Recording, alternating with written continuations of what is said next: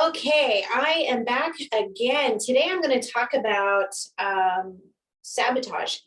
I was on a walk with my dogs today, and you just start thinking.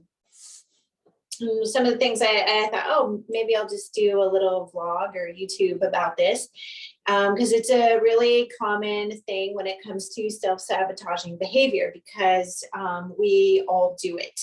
And so a couple of weeks ago, I decided that I was no longer going to drink coffee.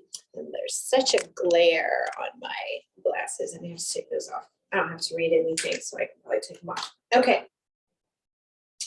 So one of the reasons I decided to stop drinking coffee is for the past couple of years, especially going right into my 50s, I noticed this slight weight gain. So 5'8", I don't think it's more than 10 pounds, maybe, definitely between the 5 and 8.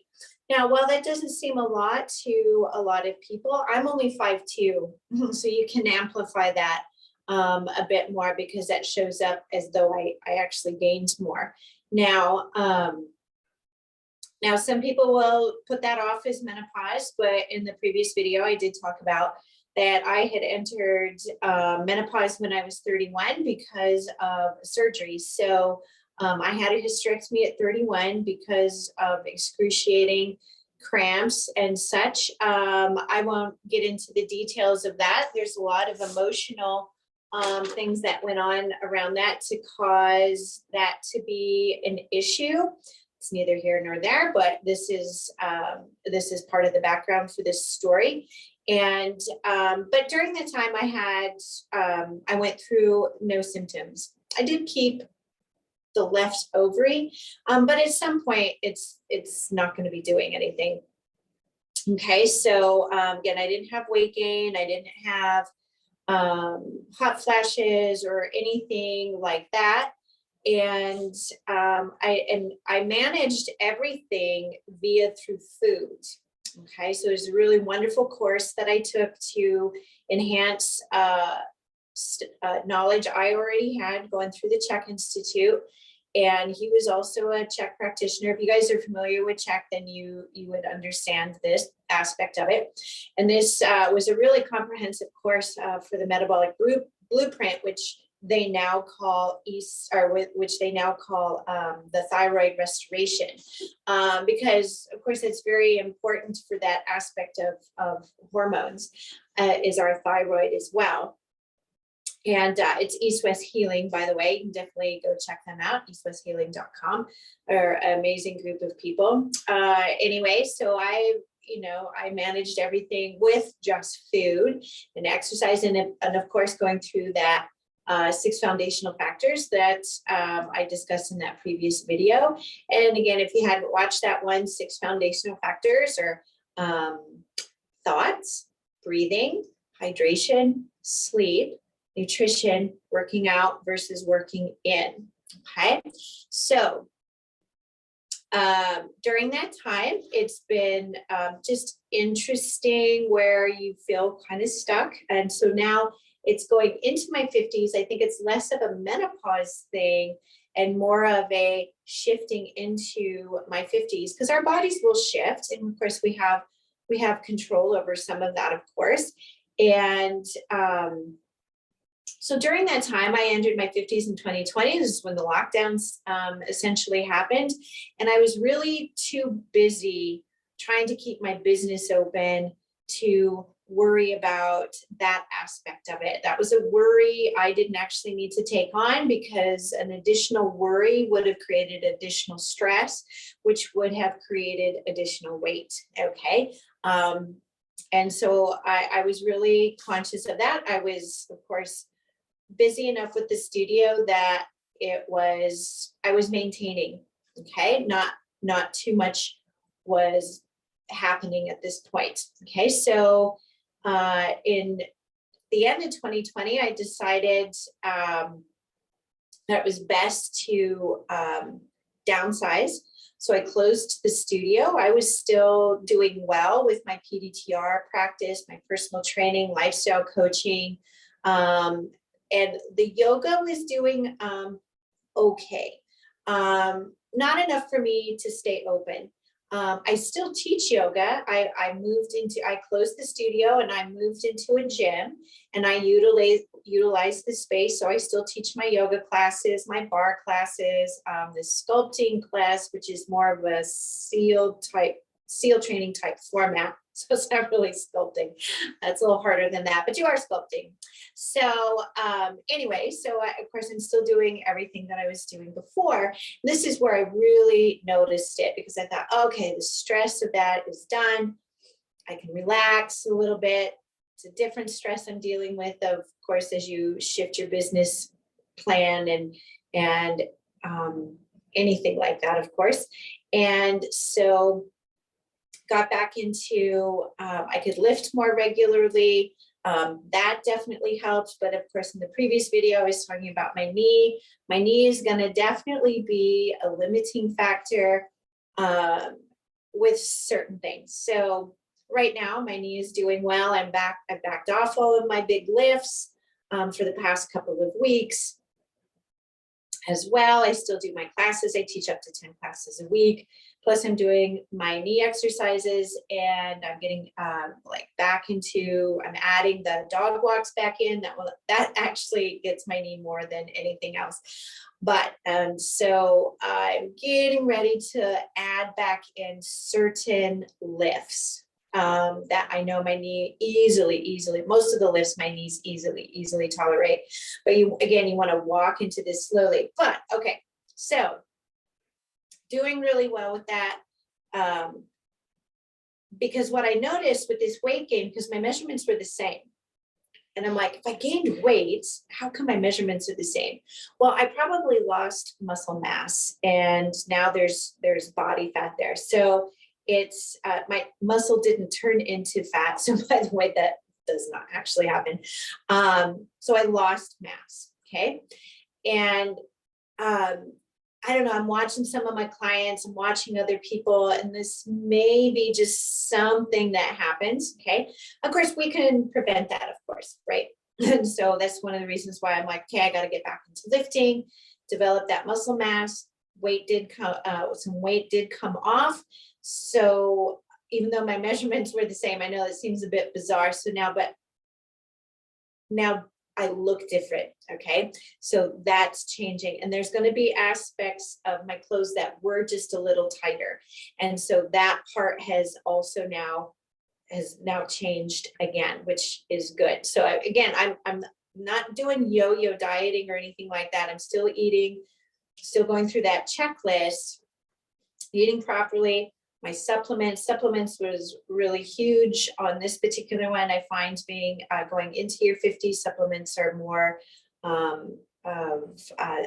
staple than something that supplements and then you take it out.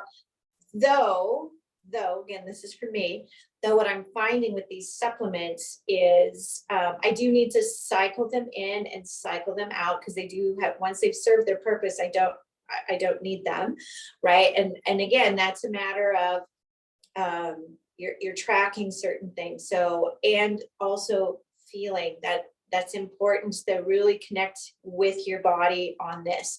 And which, as Paul Chek would say, have you talked to your soul? Do you know how to talk to your soul? Well, if you don't, I can actually help teach you how to do that. This is one of the things that I also do. Now, so some of the supplements that I was using was, I have a thyroid support one that I use from Ascent Nutrition, which I absolutely love. Okay. I initially bought that one because now, this is a few months ago, I noticed I was having a heat wave come through, not a hot flash, but this is a heat wave.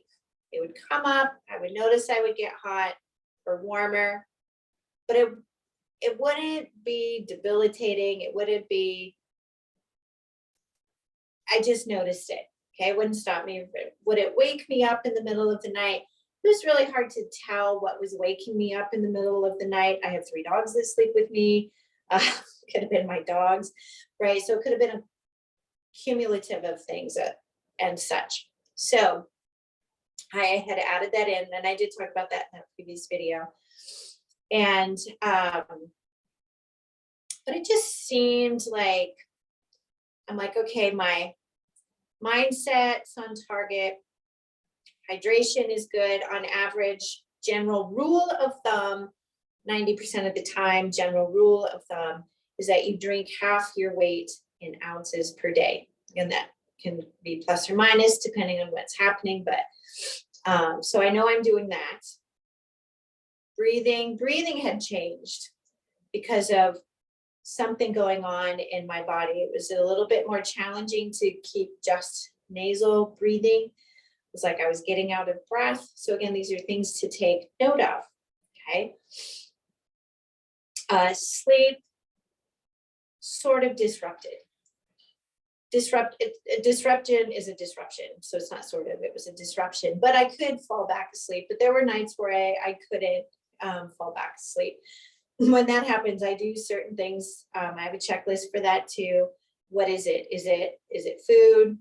Do we need to stretch? It's a particular stretch that helps me go back to sleep, or what have you, or am I just stinking thinking type of stuff? Okay, so that's what drove me to buy the thyroid support.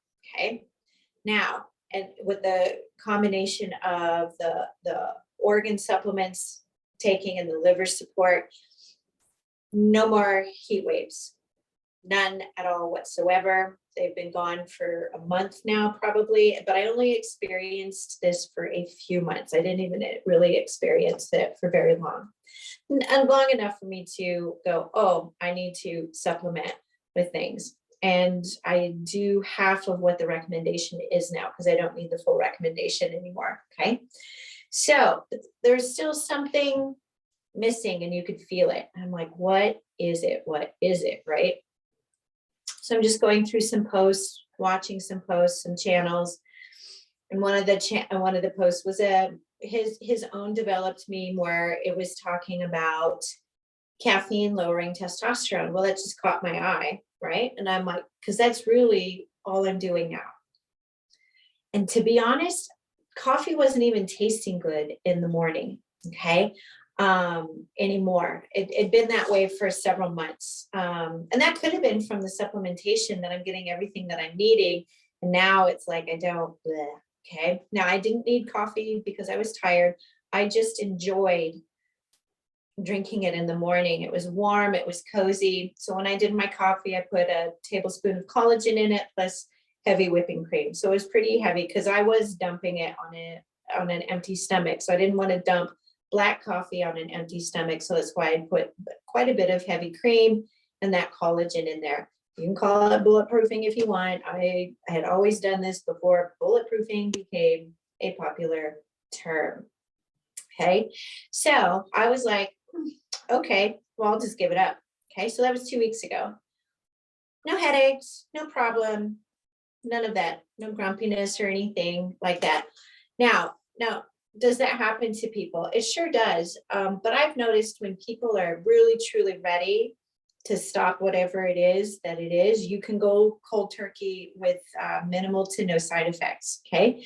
You have to understand why your coffee is your pacifier and what needs to be done other than just taking the coffee out. There's other things that have to be done. Again, in that previous video, I talked about that. There's other things that need to be addressed, such as food, hydration, working out, sleep, because it does affect your sleep. Okay. Now, you can go online and web search it yourself, testosterone and caffeine, and you will find both. You'll find studies supporting both, saying yes, it increases testosterone, and then no, it lowers it. Now, when you want to learn something, you need to keep an open mind and not attached to either one of them and read both sides. Okay. Now, because there is more than one thing happening. Okay.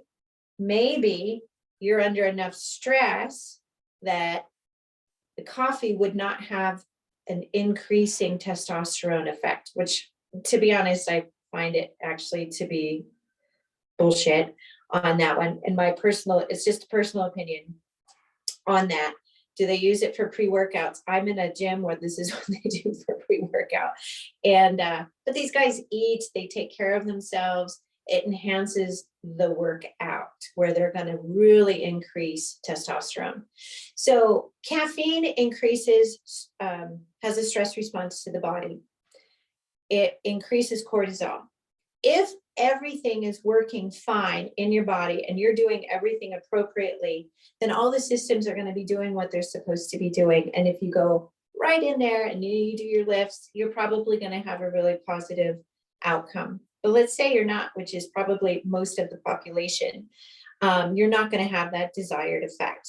All right. So what happens when we're under that chronic stress and we don't do well when managing our stress, you're going to have what's called a pregnenolone steal.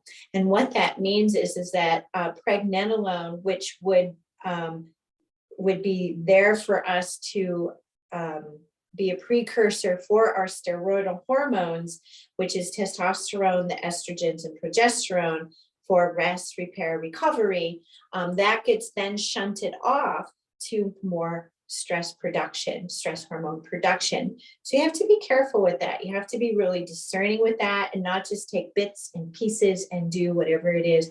Oh, this is the answer. Oh, this is the answer. Oh, this is the answer. Remember, that's not how that works. Okay. Now, also for people who like to dump black coffee on an empty stomach, you are really messing yourself up. I had this conversation with a client yesterday who she's been doing intermittent fasting. I'm not agreeing or disagreeing with intermittent fasting. I think things work for some people and things don't work for other people. And again, you're in a predicament where you could easily lose muscle mass as the weight loss that you're entangled with. Now, when you dump coffee on an empty stomach, you start stimulating hydrochloric acid production. If you are not putting food on your stomach, you are going to create a very big problem for your stomach. All right. This is also, it will actually begin to lower or raise the pH of the stomach. The stomach is supposed to be around 1 to 2 pH. That is so it kills everything that doesn't need to be in our bellies, basically, and it can start digesting that food, and it can start or breaking down the food, and so the stomach can turn this into chyme, and so it can then go into the small intestine. Okay, so if you start lowering your hydrochloric levels, you may experience what feels like acid reflux. So what's happening, our body runs off of pH. The whole system is not supposed to be alkaline. You have parts of your body that need to be acidic and other parts of your body that need to be alkaline. This is what a signal to the brain to open a sphincter, to close the sphincter. Okay.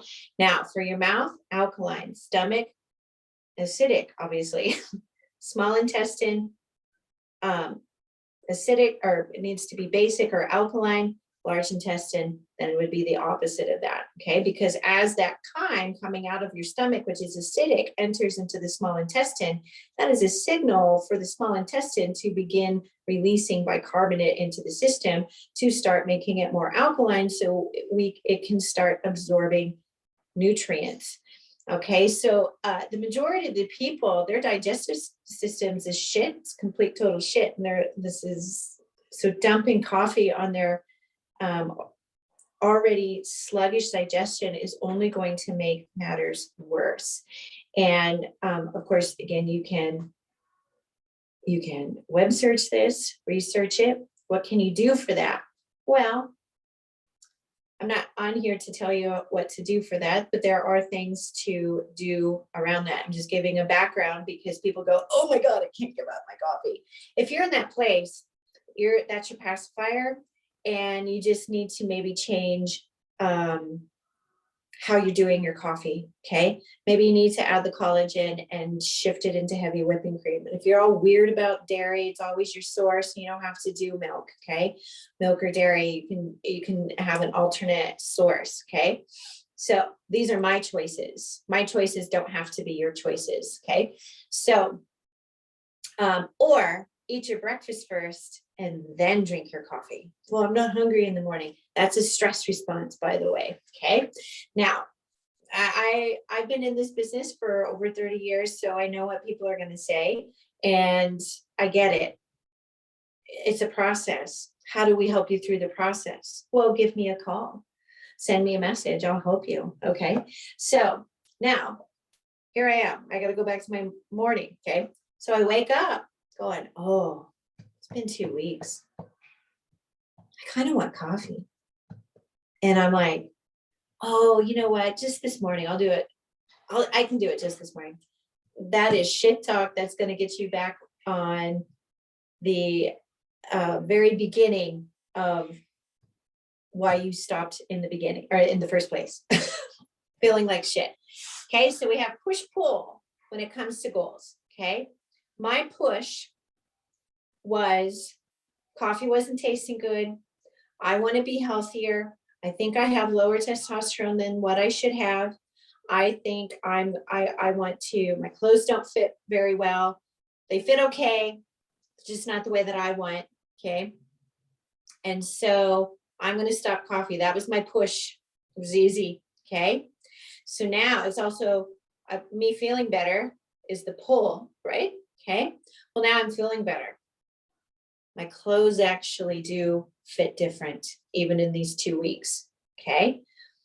Was it just the coffee that I stopped that caused this? No, there were other things that also did that. I had to back off of my heavy lift workout and get into different workouts for my knee. Okay. So I had to back that off. Okay. Plus this. Okay. So I was downstairs going, okay, so the just once turns into, oh, just this weekend. Oh, and just this. And then before you know it, again, I'm going to be, maybe I would gain more weight. Okay. And I was thinking about all that stuff because I know it's happening. And I'm like, okay, what do I need to do? All right, this is what I need to do. So I drank water first. First thing you do when you wake up, because you've been dehydrated, because you've been fasting. You've been fasting all night, by the way. And so then I made my smoothie right away, begrudgingly, because I'm like, oh my God, I can't believe this is an addiction talking now. Okay. The relationship is different because when I stopped it, it just wasn't tasting good. But now here's the addiction talking. Okay. The addiction, the body addiction to that caffeine wants that. And I'm like, nope, we had this discussion. So I made my smoothie, pulled out my supplements, drank a good half of my smoothie first before I went into the supplements. And then I did the supplements. And I'm like, okay, I just need to eat something. Okay. So I pulled out what I had left, which happened to be a little bit of cottage cheese, a serving size of cottage cheese. I ate that plus an avocado. Yes, I ate the whole thing. Avocados are not fattening. They just have a high fat content. Okay. Again, you have to look at your meal and to understand your percentages and not get wrapped up in stuff like that. And a carrot, a raw carrot every day is amazing for helping detoxing endotoxins that we build up that are in the large intestine, especially estrogens. Okay. Not all estrogen is good.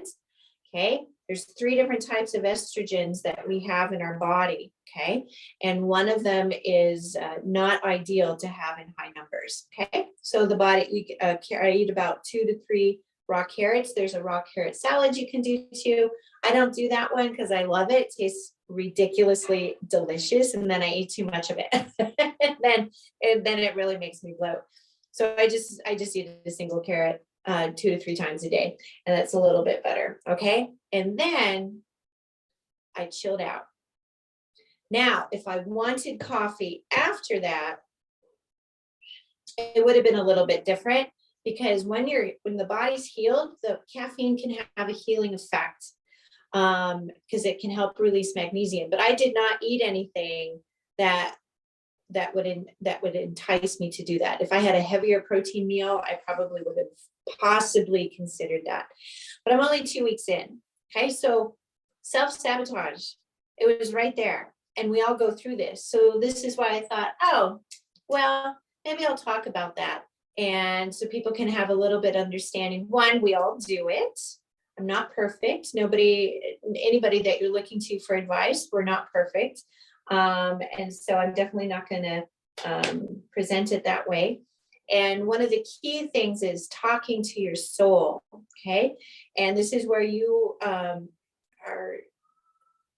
this is becoming in tune with yourself, listening to your body, listening to those signals. And there's other ways to channel that as well. And if you don't know how to do that, I'm your girl, maybe I'm not, but definitely reach out to me. I'm in the process of shifting my website around to show that more. But if you look into the lifestyle aspect of it, I can definitely teach you how to get into learning how to talk to your soul, what it sounds like for you. Me not telling you how to do that, but teaching you how to do that so you know what that means to you. I've already set that stage as when I was going through my courses, how they taught us how to do that. It's pretty powerful technique. And it's amazing that you do know what you need. And nature is out there to help provide it for you. And it's an amazing gift. So I hope you got something from this today. And remember, you can head to my website. My website is still lovelandyogacorefitness.com. You can certainly find me at Facebook. It's Vitality for Life by Christy, and on Instagram, it's Vitality for Life for Christy. I'm also on Telegram, etc. I'll try to get all those links down in the bottom for you. And I hope you have a great weekend.